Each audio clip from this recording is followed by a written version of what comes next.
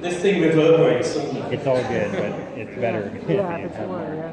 So, I've been asked to talk about electricity transition.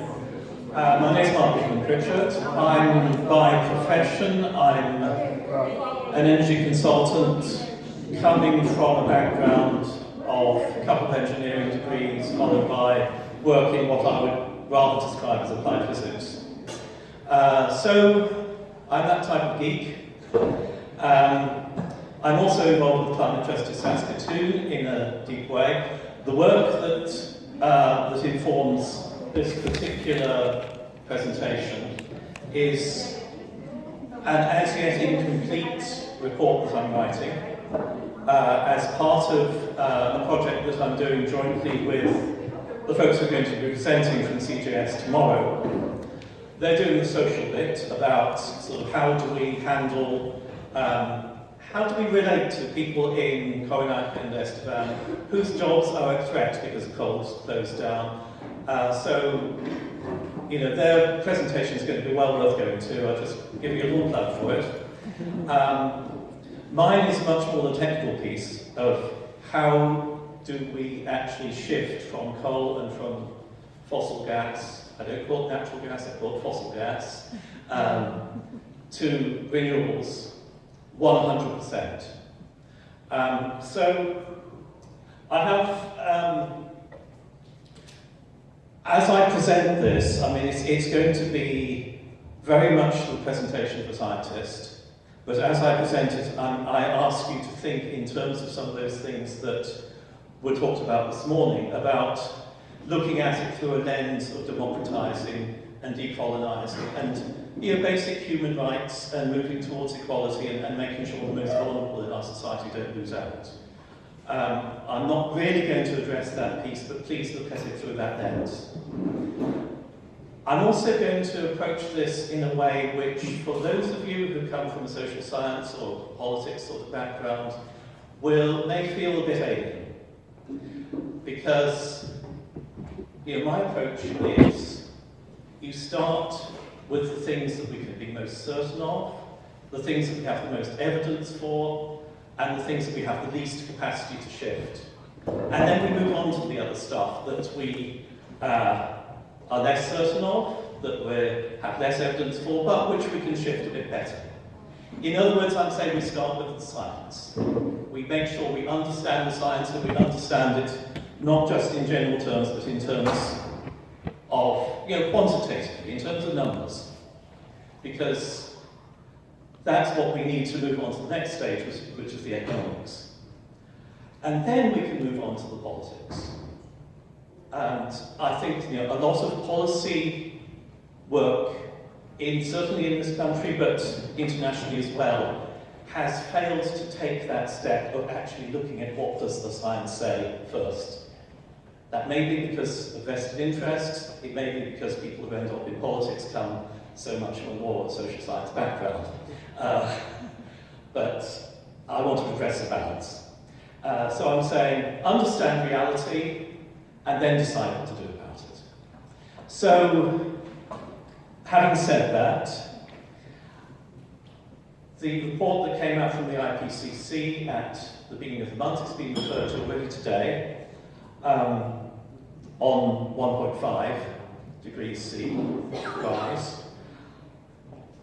It was a vitally important report. This was scientists actually coming out of the closet to some extent, so not couching their findings in quite such the same sort of vague general terms they had before, that I think in the past allowed the politicians to sort of slip past and say, well, this will be okay. They're really saying this is serious now.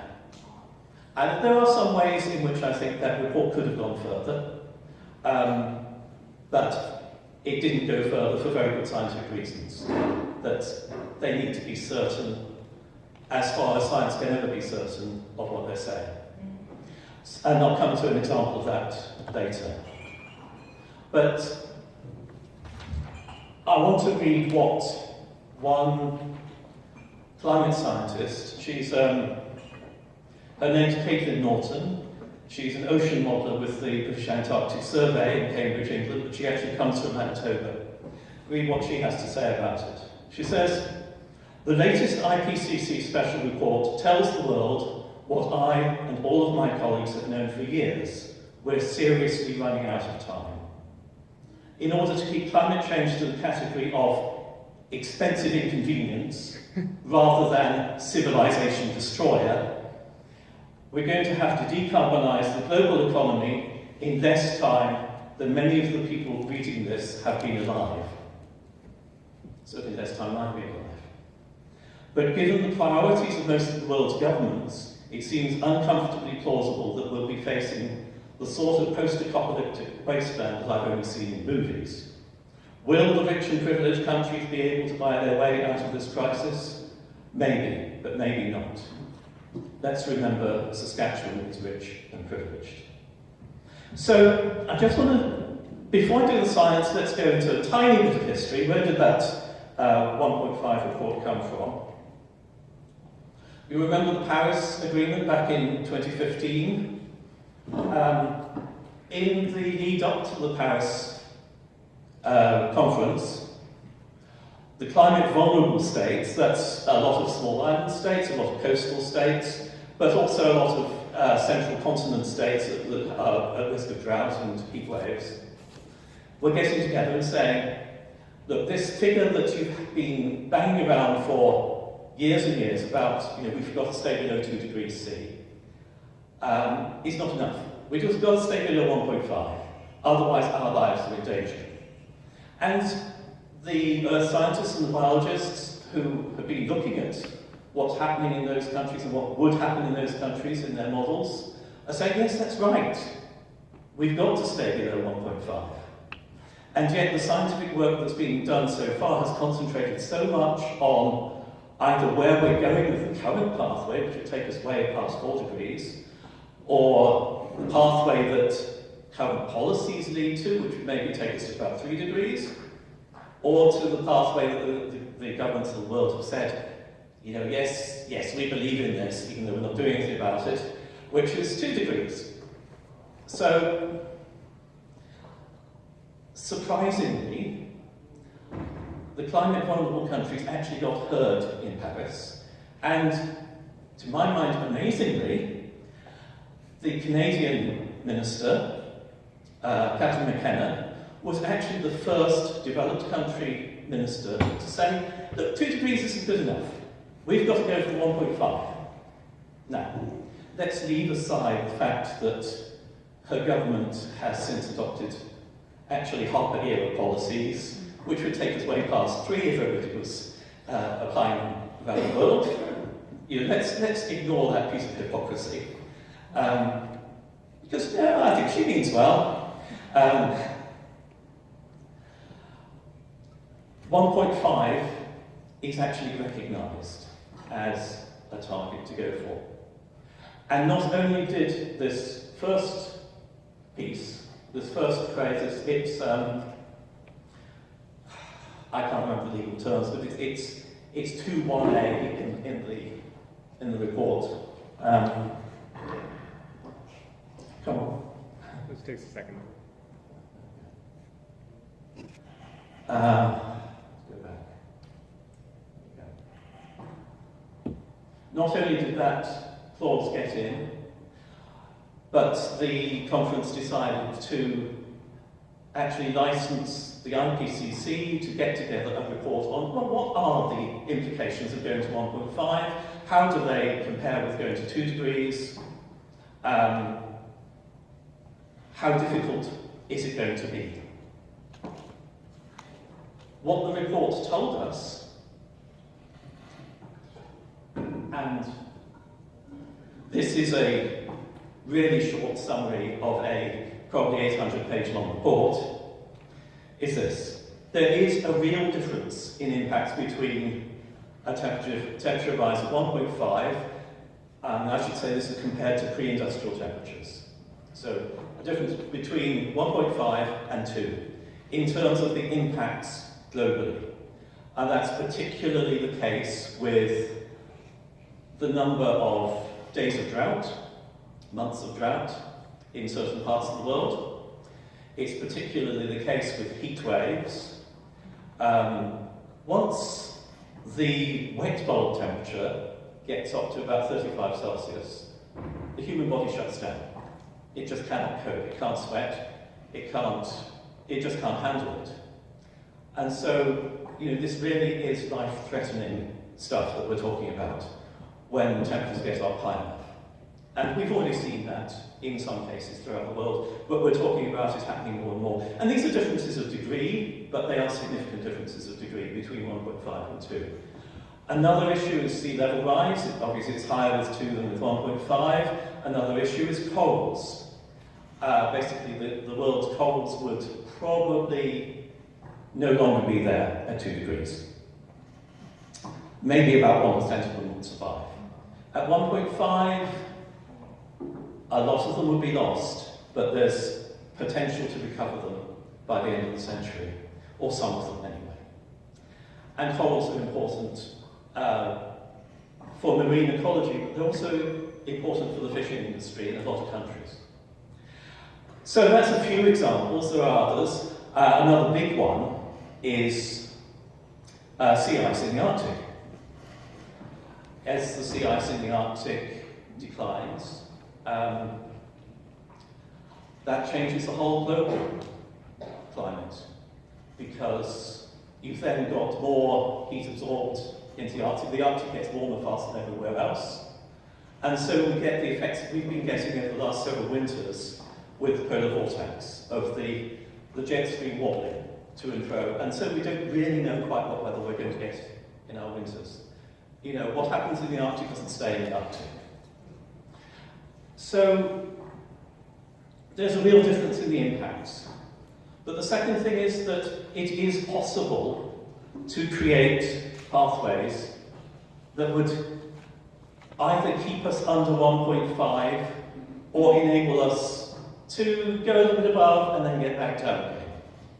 And the report shows these 4 pathways here. If you look in the larger graph on the left, the P1, P2, P3, P4. P4 is a pathway where there's a big overshoot, and then they use a lot of what are called carbon negative technologies to get us back down again. Now that's things like biomass energy with carbon capture and storage, it's things like afforestation, it's things like improved soil methods to absorb carbon dioxide in the soil. I think there are big questions, firstly about the viability of biomass energy with carbon capture and storage. Secondly, about whether it would be done with sustainable forestry, because that's the only way that it's ever going to be carbon negative. And thirdly, most importantly, whether the areas of land required for it would take land that we need for agriculture or for preserving ecosystems. So I think we really don't want to go for P4. We need to go for one of the others. And that means if you look at the graph, we're looking at basically decarbonising by about 2050. So we need to be carbon neutral by mid-century. And the precise date at which we do that actually depends on when we get started, and it depends on how fast we get moving. The slower we are to get started, the sooner the date will be. Delay is really not our friend in this. I would add further that the 45% by 2030 figure that Simon and Emily gave us this morning is, to my mind, that's not even adequate because of this second clause here. The agreement will be implemented to reflect equity and the principle of common but differentiated responsibilities and respective capabilities. What that means is that rich countries need to move faster. We're a rich country. Poor countries need to move, they can be allowed a little bit more leeway. Unfortunately, not as much leeway as quite possibly they really need. Okay, so that's the 1.5 report. There was another, what I think is the second most important scientific report this year on climate change was this one, which was put out by Stefan et al. Back in the summer. And what they talk about is the ways in which actually the science is uncertain, and it's uncertain in a way that's disturbing. Because there are feedback mechanisms which actually accentuate the speed at which the temperature rises once we get past certain tipping points. Now the problem is, and this is why this didn't get into the 1.5 report, we don't actually know where those tipping points happen. But the authors of this report are saying it may be somewhere between 1.5 and 2. And actually what they're saying is, there's a whole series of systems where these feedback mechanisms operate. But what they're saying is that when one tips, it can tip the next one, which can tip the next one, which can tip the next one. And then we're in runaway climate change, and thinking about just transition is just not an option. We're thinking about survival of a few people in a post-apocalyptic Earth. So, the way that might work is the Arctic summer sea ice declines to such an extent that it impacts the jet stream, to such an extent that it affects the thermohaline circulation, which takes warm water up towards Europe and to some extent Newfoundland, and colder water down to the tropical areas. That could affect the Amazon rainforest, increasing the temperature in Brazil and in the Amazon area, resulting in more dieback of trees. And so, we have that sort of knock-on effect going on and on and on. That's a risk. As I say, we don't know what temperature would set that set of dominoes going. But do we really want to find out? We need to apply the precautionary principle. So, to summarise, the science requires us to decarbonise rapidly. It requires us to get to net zero emissions overall by about mid-century. And there's a lot of sectors involved in producing emissions. There's electricity, there's resource development, heavy industry, there's light industry, there's energy and buildings, there's transport, there's agriculture, there's waste, there's a lot of areas. Some areas are easier to decarbonise than others. It's really difficult to decarbonise air transport at the moment. We just don't have batteries light enough. Maybe in a few years we will. They're working on it, but we don't know. It's difficult to decarbonise sea transport. It's possible, but it's difficult. It's difficult to decarbonise cement production, where it's actually, the carbon dioxide is a result of the chemical process as much as of the use of fossil fuels to create heat. So those areas will take longer, which means that other areas need to take less time. And it makes sense for the ones that we can do more easily to take less time. Which is why, one reason why I'm suggesting that we focus on electricity. Electricity is a relatively easy sector to decarbonise in technical terms and in economic terms for that matter. There's another factor I'll talk about in a minute. But I just want to say that rapid decarbonisation means also that we cannot afford to be putting in any new fossil infrastructure, whether that's for production or whether it's for consumption. So no new pipelines, no new coal-fired power stations, no new anything. And no attempts to extend the life of fossil infrastructure. And my sense is that the carbon capture and storage program in Saskatchewan comes to some extent within that category. It's about extending the life of coal.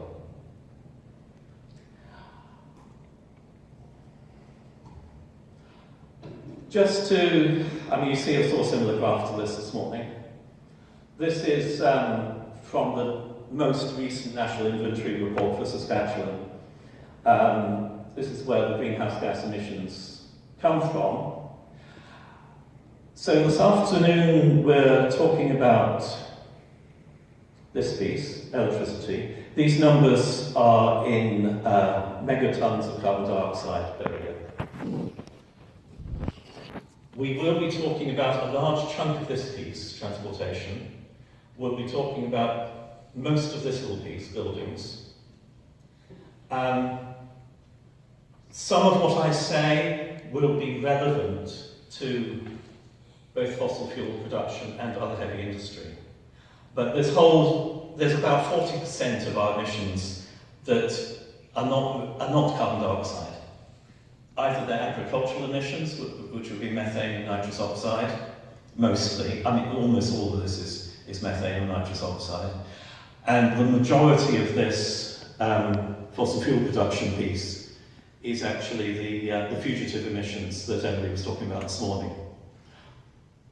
Those need other policies to address them. But the rest of this, I think we can, if we start with electricity, then we actually have the technical possibility of doing all those other pieces. You know, that 60%. So, I mean, in that sense, I see electricity as the key, the easiest sector to decarbonise, but also the one that enables other sectors to decarbonise. How do we do it? Well, we do it with demand-side management. That's a fancy word for efficiency measures which are driven by the utility company, in our case SaskPower, or by the government. And that's, in the industrial world, there's enormous efficiencies to be made in industry here. It's in the commercial world, it's on farms, it's in residential. That's everywhere. So that's the first piece. As I think Hadrian was saying, it's almost always the cheapest option.